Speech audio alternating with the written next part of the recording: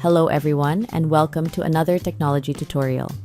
Today, I'll be showing you two easy methods for opening 7Z files on your Windows PC. So, let's dive right in. First up, if you're rocking Windows 11, you're in luck. Opening 7Z files is now even simpler. Just follow these steps.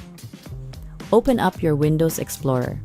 You can do this by clicking on the File Explorer icon, or simply pressing Win+E on your keyboard. Navigate to the location where your 7Z file is saved.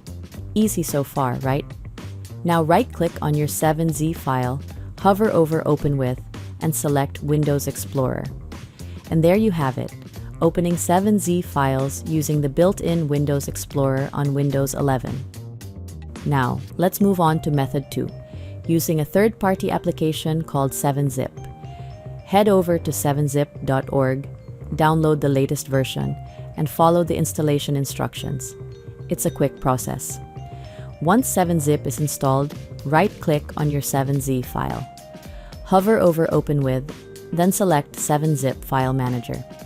Choose Extract, pick the destination where you want the extracted files to be stored, and then click OK.